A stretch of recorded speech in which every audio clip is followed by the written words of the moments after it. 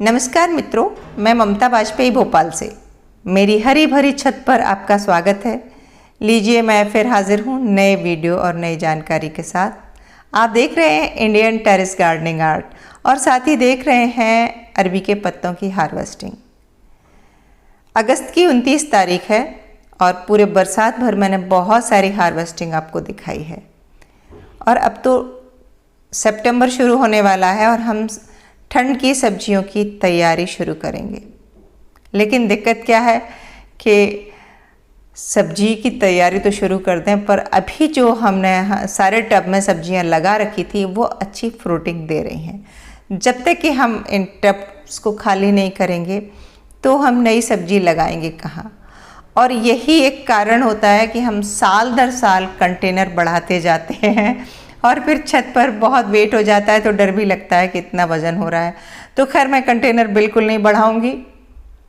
मैं इन्हीं में से जो बेलें मेरी थोड़ी पुरानी हो गई हैं, जिनमें फ्रूटिंग कम हो गई है, उनको ही खाली करूंगी। लेकिन अभी तो हमारे पास टाइम है, अभी तो पौध वगैरह डालना है और अब तो सितंबर शुरू हो रहा है, सितंबर अंत तक आराम से लग सकती है।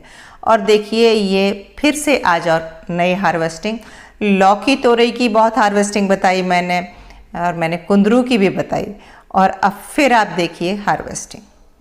जब कुंदरू की बात आती है तो हमेशा मैं एक बात कहती हूँ कि वो एक ऐसी सब्जी है कुंदरू, जिसे आप एक बार लगा दें और फिर वो साल दर साल चलती है। तो टेरेस गार्डनर्स को ये ज़रूर लगाना चाहिए।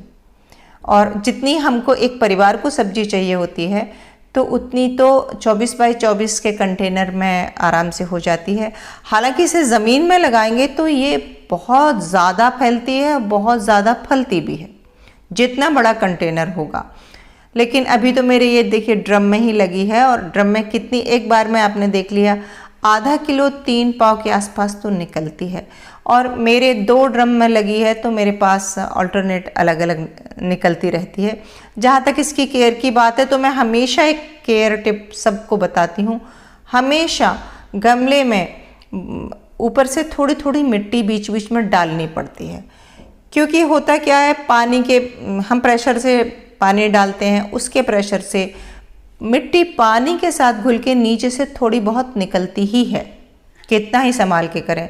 और बरसात में तो उसका जो पोषक तत्व है काफ़ी ड्रेन हो जाता है। तो हमें इसमें लिक्विड मैन्योर, ऊपर से थोड़ी गोबर की खाद या फिर खाद युक्त तो थोड़ी मिट्टी, ये अगर हम डालते रहेंगे, ये सिर्फ कुंदरू में ही नहीं, ये दूसरी बेलों में भी करना पड़ता है, बल्कि और दूसरी सब्जियों में भी करना पड़ता है।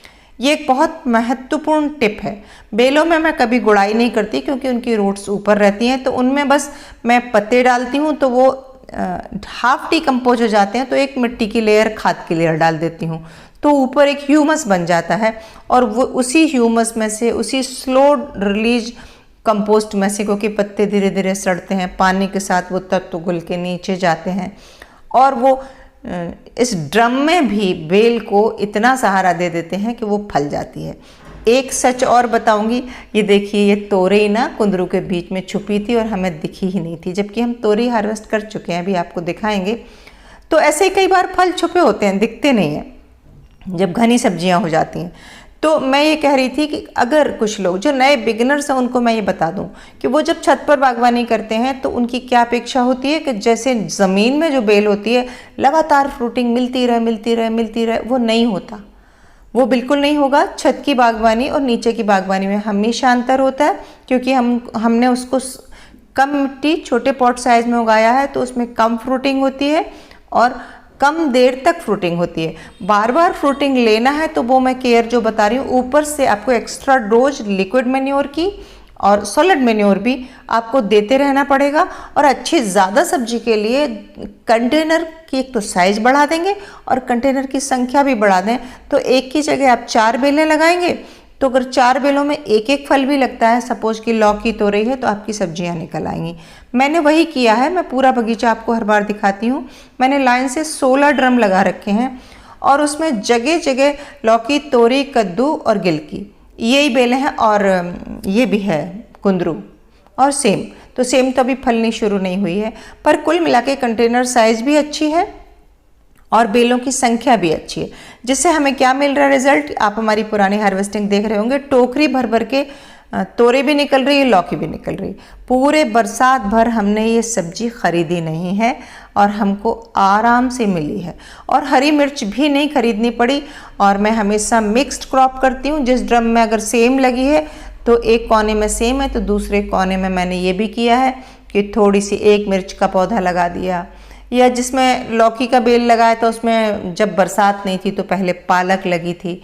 और कुछ कुछ उन्हीं कंटेनर्स में मैंने हल्दी भी डाल दी है, क्योंकि हल्दी तो नीचे रूट में आती है। एक आध में कभी कभी अदरक भी डाल दिया है, तो उससे बायोडाइवर्सिटी क्रिएट होती है। मैं ये हमेशा ही करती हूँ और मैंने ये करके देखा तो मेरा एक्सपीरियंस अच्छा है। इससे क्या होता है कि रोग लगते तो हैं लेकिन कम लगते हैं, मैनेज हो जाता है। बिना रोग के बागवानी नहीं होती। अगर कोई आपको ये कहता है कि रोग नहीं होगा, रोग तो आएंगे।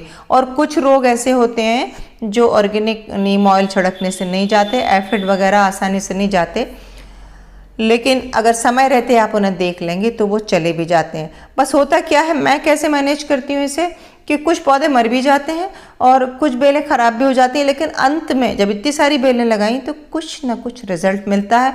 और वो मैं आपको प्रमाण के साथ पूरी हार्वेस्टिंग, लगातार मैं हार्वेस्टिंग दिखा रही हूँ। एक कमेंट आया था कि आप एक जैसे वीडियो बना रहे हैं, वही बगीचा वही हार्वेस्टिंग। तो भाई हार्वेस्टिंग तो बनती है दिखाना। और ये तो सच बात है, जब एक छत को फिल्माऊंगी तो बहुत कुछ सिमिलरिटी तो रहेगी। तो उम्मीद है अच्छी लगी होगी हार्वेस्टिंग आज की। अच्छी लगी हो, वीडियो अच्छा लगा हो तो लाइक करें, शेयर करें, सब्सक्राइब तो मुझे कर ही लें। नमस्कार।